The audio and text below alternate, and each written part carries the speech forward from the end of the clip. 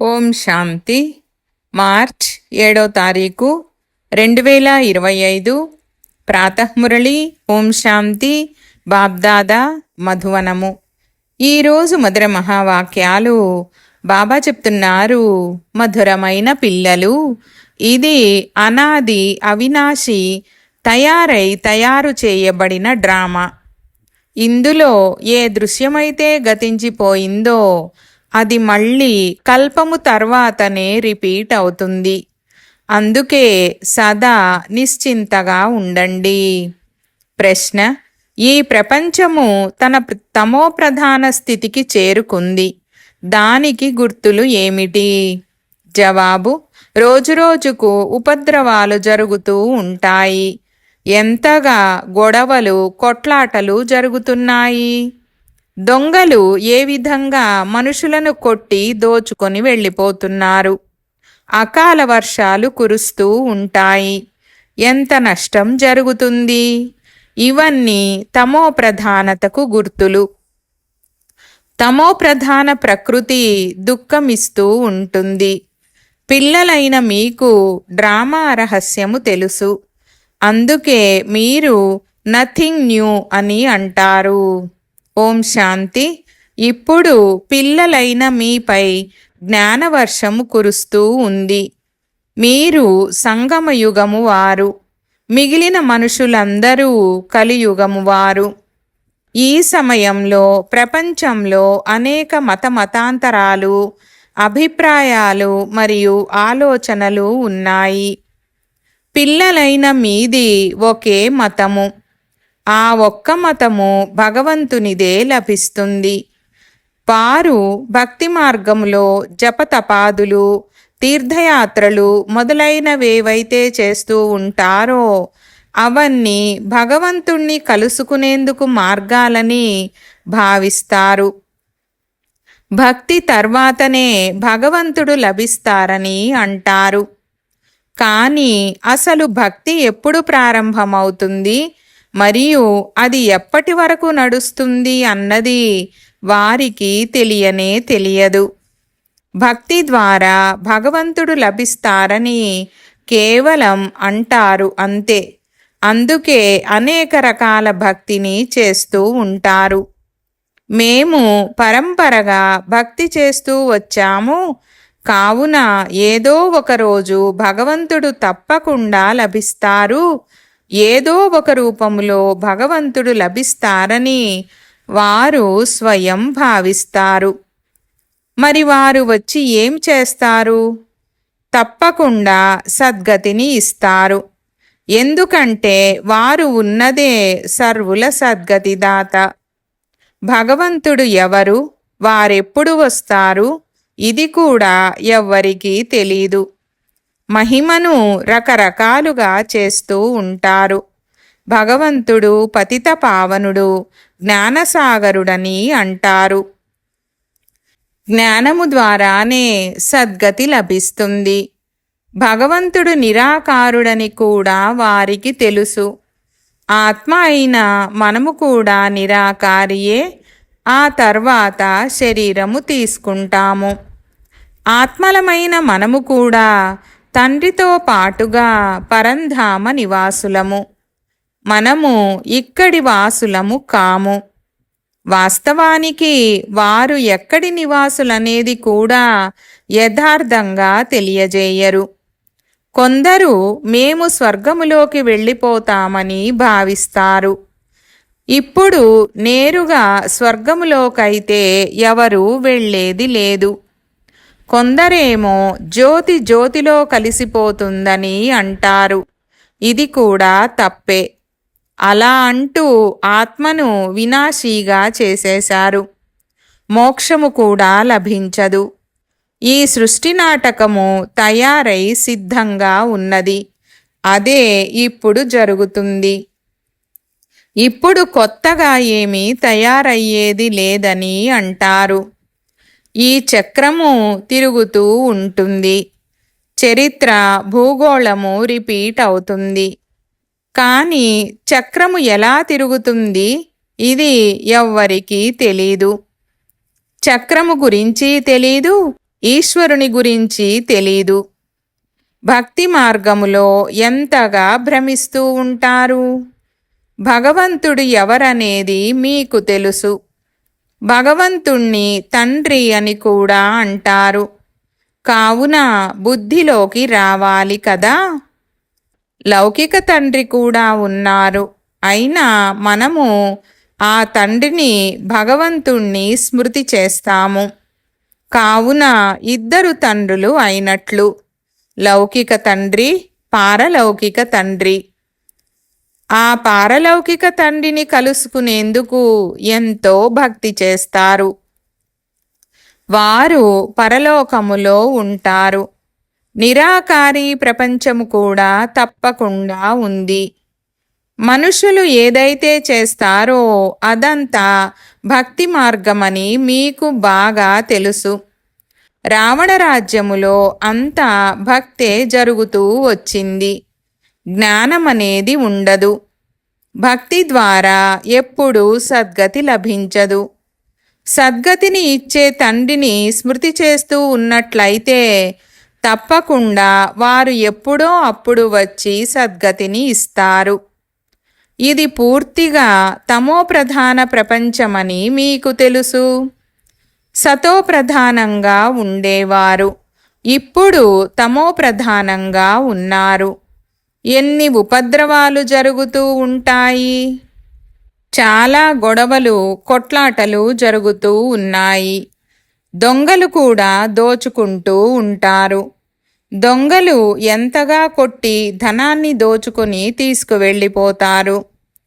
ఎలాంటి మందులు ఉన్నాయంటే వాటి వాసనను పీల్చుకునేలా చేసి మూర్ఛితులుగా చేసేస్తారు. ఇది రావణ రాజ్యము. ఇది చాలా పెద్ద అనంతమైన ఆట. ఇది తిరగడానికి 5000 సంవత్సరాలు పడుతుంది. ఈ ఆట కూడా డ్రామా వంటిది. దీనిని నాటకమని అనరు. నాటకంలో అనుకోండి, నటులెవరైనా అనారోగ్యం పాలైతే వారికి బదులుగా ఇంకొకరిని పెడతారు. ఇందులోనైతే అలా జరగదు. ఇది అనాది డ్రామా కదా. ఎవరైనా అనారోగ్యం పాలైతే ఆ విధంగా అనారోగ్యం పాలవ్వడము కూడా డ్రామాలోని పాత్ర అని అంటారు. ఇది అనాదిగా తయారు చేయబడినది. ఇతరులెవరితోనైనా ఇది డ్రామా అని చెప్పినట్లయితే వారు తికమక పడతారు. ఇది అనంతమైన నాటకమని మీకు తెలుసు. కల్పము తర్వాత మళ్ళీ ఈ నటులే ఉంటారు.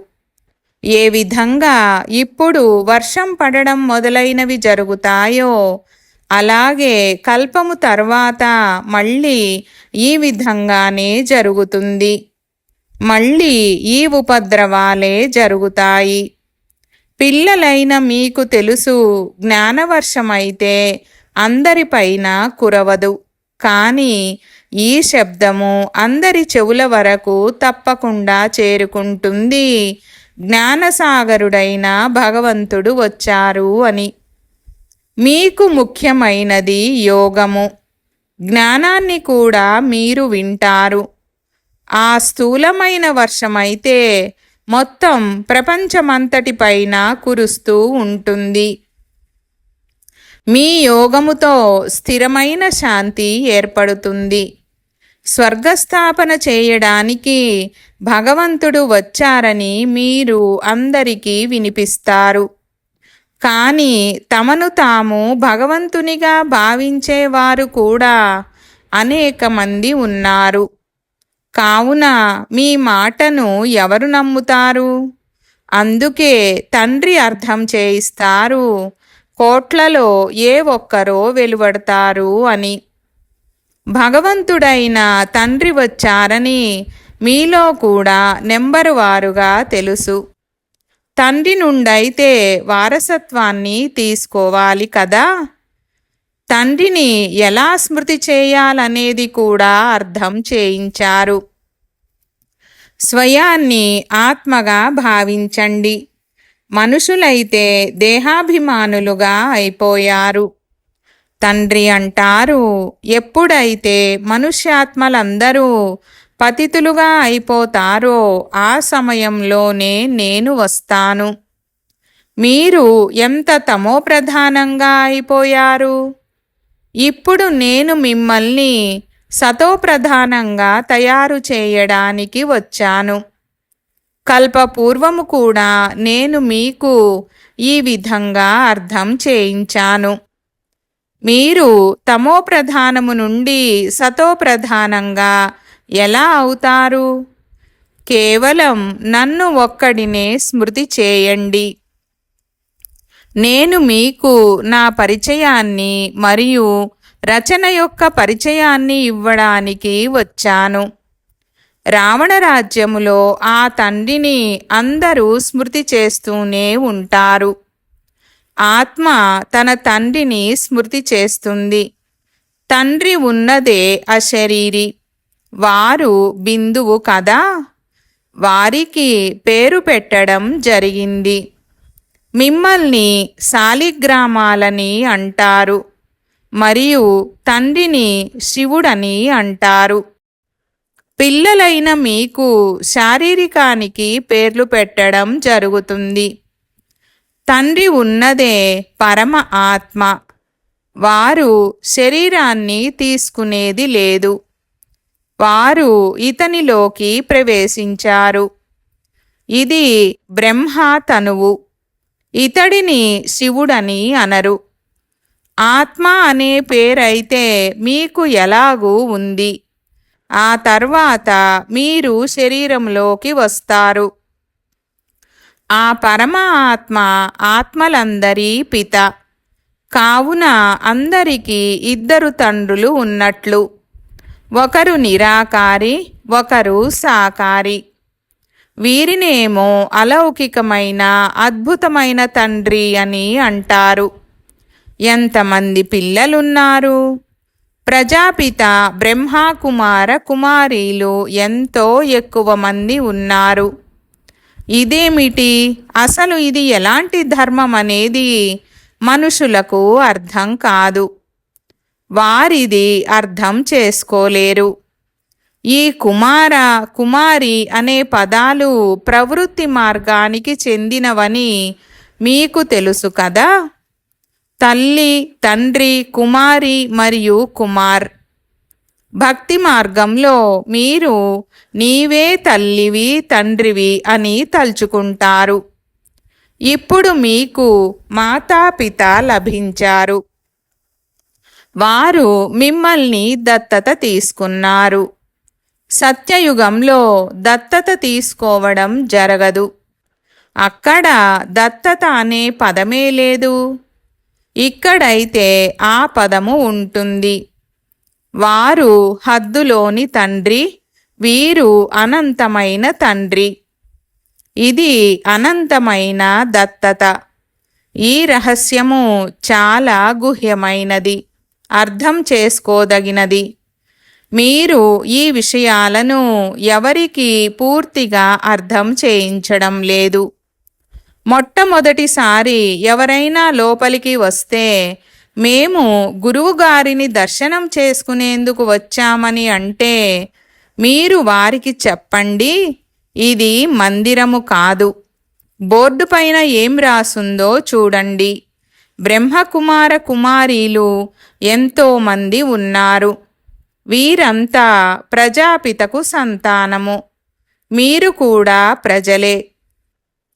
భగవంతుడు సృష్టిని రచిస్తారు. బ్రహ్మముఖ కమలము ద్వారా మమ్మల్ని రచించారు. మేము కొత్త ప్రపంచానికి చెందినవారము. మీరు పాత సృష్టికి చెందినవారు. కొత్త సృష్టికి చెందిన వారిగా సంగమములోనే తయారవ్వవలసి ఉంటుంది. ఇది పురుషోత్తములుగా తయారయ్యే యుగము. మీరు సంగమ యుగములో నిలబడ్డారు. వారు కలియుగములో నిలబడ్డారు. ఇరువురి మధ్య తెరపడినట్లుగా ఉంది. ఈ రోజుల్లో ఎన్ని పార్టిషన్లున్నాయో చూడండి. ప్రతి ధర్మము వారు మేము మా ప్రజలను సంభాళిస్తాము, మా ధర్మాన్ని, మా తోటివారిని సుఖంగా ఉంచుతామని భావిస్తారు. అందుకే ప్రతి ఒక్కరూ మా రాష్ట్రం నుండి ఏది బయటకు వెళ్ళకూడదని అంటారు. పూర్వము ప్రజలందరిపైన రాజు ఆజ్ఞ నడుస్తూ ఉండేది. రాజును తల్లి, తండ్రి అని, అన్నదాత అని అనేవారు. ఇప్పుడైతే రాజులు, రాణులు అంటూ ఎవరూ లేరు. అంతా వేర్వేరుగా ముక్కలుగా అయిపోయింది. ఎన్ని ఉపద్రవాలు జరుగుతూ ఉంటాయి. ఉన్నట్లుండి వరదలు వచ్చేస్తాయి, భూకంపాలు వస్తూ ఉంటాయి. ఇవన్నీ దుఃఖముతో కూడిన మృత్యువు వంటివి. మనమందరము పరస్పరము సోదరులమని ఇప్పుడు బ్రాహ్మణులైన మీరు భావిస్తారు. కావున మనము పరస్పరము చాలా చాలా ప్రేమగా క్షీరఖండములా ఉండాలి. మనము ఒకే తండ్రి పిల్లలము. కావున పరస్పరము ఎంతో ప్రేమ ఉండాలి. రామరాజ్యములో పూర్తి శత్రువుల్లాంటి పులి, మేక కూడా ఒకే చోట కలిసి నీరు తాగుతాయి. అదే ఇక్కడ చూడండి, ఇంటింటిలోనూ ఎన్ని గొడవలు ఉన్నాయి. దేశానికి దేశానికి మధ్యన గొడవలు జరుగుతూ ఉంటాయి. ఒకరితో ఒకరు యుద్ధము చేస్తూ ఉంటారు. ఎన్నో మతాలు ఉన్నాయి. ఇప్పుడు మీకు తెలుసు, మనమందరము అనేకసార్లు తండ్రి నుండి వారసత్వాన్ని తీసుకున్నాము, మళ్ళీ పోగొట్టుకున్నాము. అనగా రావణుడిపై విజయాన్ని పొందుతాము, మళ్ళీ ఓడిపోతాము.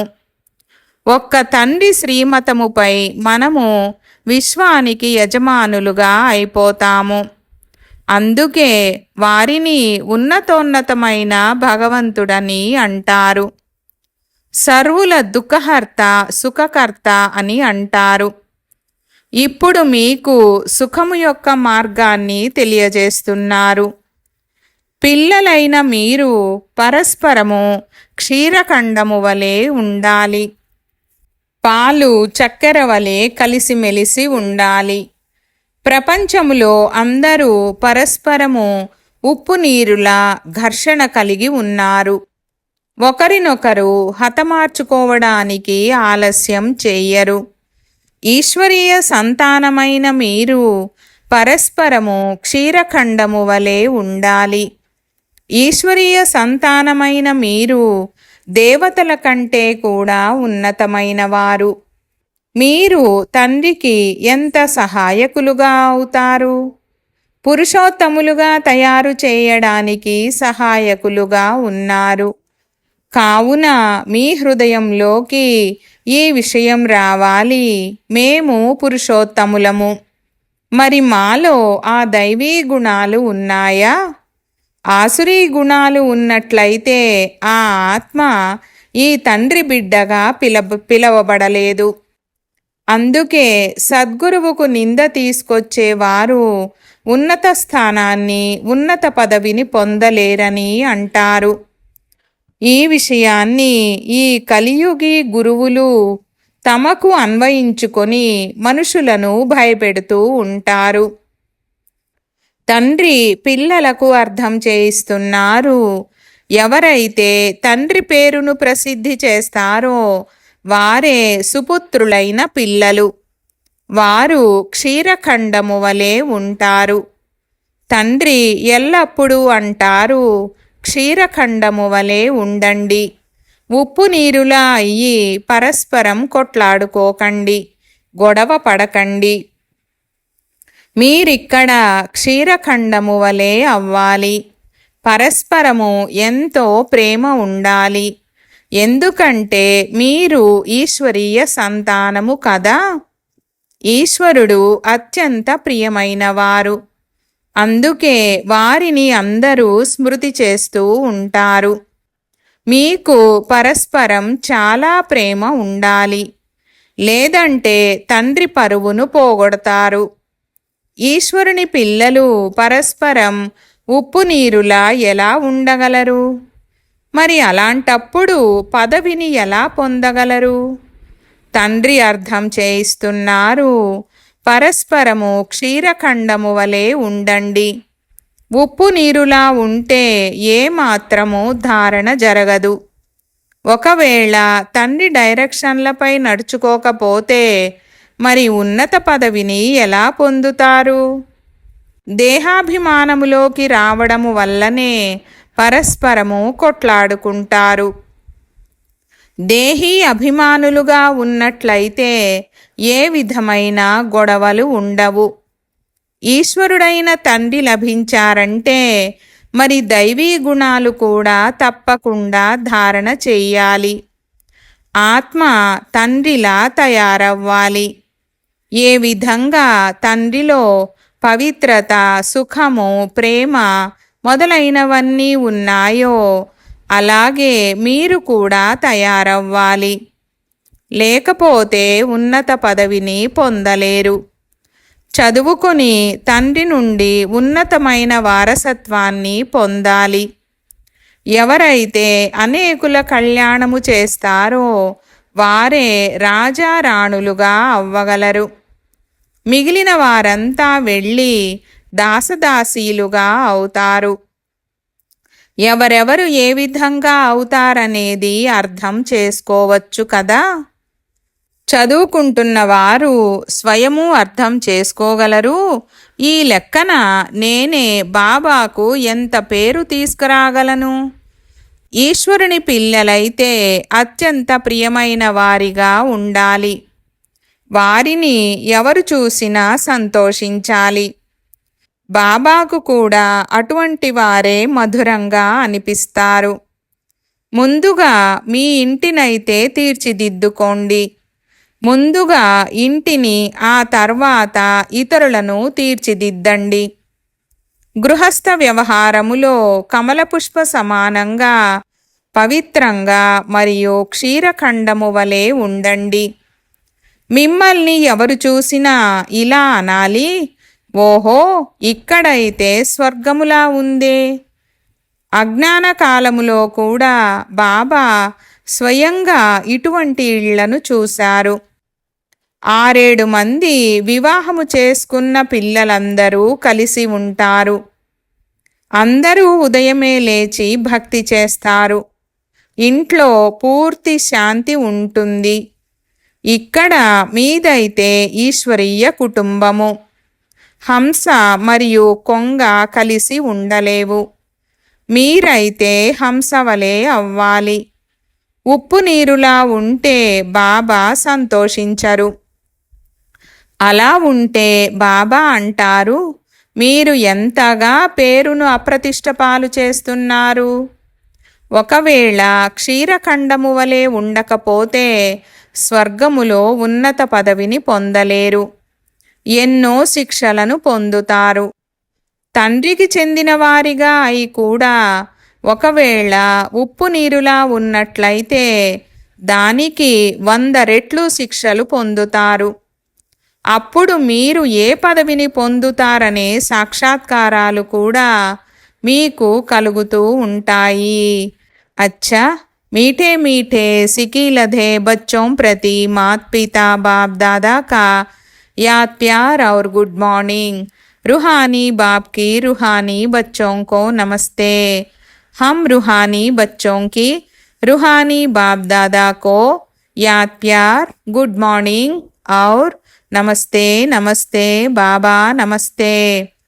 ధారణ కొరకు ముఖ్య సారము 1వ పాయింట్. సదా ధ్యాస ఉండాలి, మేము ఈశ్వరుని పిల్లలము. మేము అత్యంత ప్రియంగా ఉండాలి. పరస్పరము ఎప్పుడూ ఉప్పు నీరులా అవ్వకూడదు. మొదట స్వయాన్ని తీర్చిదిద్దుకోవాలి. ఆ తర్వాత ఇతరులను తీర్చిదిద్దేందుకు శిక్షణను ఇవ్వాలి. 2వ పాయింట్. ఏ విధంగా తండ్రిలో పవిత్రత, సుఖము, ప్రేమ మొదలైన గుణాలన్నీ ఉన్నాయో అలా తండ్రి సమానంగా అవ్వాలి. సద్గురువుకు నింద తీసుకువచ్చే కర్మలేవి చెయ్యకూడదు. తమ నడవడిక ద్వారా తండ్రి పేరును ప్రసిద్ధి చేయాలి. వరదానము: తండ్రి మరియు ప్రాప్తి యొక్క స్మృతి ద్వారా సదా ధైర్యము, ఉల్లాసములో ఉండే ఏకరస అచల భావ. వివరణ: జన్మించడంతోనే తండ్రి ద్వారా ఏ ప్రాప్తులైతే లభించాయో వాటి లిస్టును సదా ఎదురుగా పెట్టుకోండి. ప్రాప్తి స్థిరంగా అచలంగా ఉన్నప్పుడు మరి ధైర్యము మరియు ఉల్లాసము కూడా అచలంగా ఉండాలి. అచలంగా ఉండేందుకు బదులుగా మనసు ఒకవేళ ఎప్పుడైనా చంచలమైతే లేక స్థితి చంచలతలోకి వస్తే దానికి కారణమేమంటే తండ్రిని మరియు ప్రాప్తిని సదా ఎదురుగా పెట్టుకోవడం లేదు. సర్వప్రాప్తుల అనుభవము సదా ఎదురుగా ఉన్నట్లయితే మరియు స్మృతిలో ఉన్నట్లయితే అన్ని విఘ్నాలు సమాప్తమైపోతాయి. సదా కొత్త ఉల్లాసము, కొత్త ఉత్సాహము ఉంటుంది. స్థితి ఏకరసంగా మరియు అచలంగా ఉంటుంది. స్లోగన్: ఏ రకమైన సేవలోనైనా సదా సంతుష్టంగా ఉండడమే మంచి మార్కులు తీసుకోవడము. ఈరోజు అవ్యక్త ఇషారా పాయింట్: బ్రాహ్మణ పిల్లలైన మీరు చాలా చాలా రాయల్ పిల్లలు. మీ ముఖము మరియు నడవడిక రెండు సత్యత యొక్క సభ్యతను అనుభవము చేయించాలి. మామూలుగా కూడా రాయల్ ఆత్మలను సభ్యత యొక్క దేవి అని అంటారు. వారి మాట్లాడడము, చూడడము, నడవడము, తినడము, త్రాగడము, లేవటము, కూర్చోవడము, ప్రతి కర్మలో సభ్యత, సత్యత స్వతహాగానే కనిపిస్తాయి. నేను సత్యతను నిరూపిస్తున్నాను, కానీ అందులో సభ్యత లేనే లేదు అన్నట్లుగా ఉండకూడదు. ఇది రైట్ కాదు. ఓం శాంతి.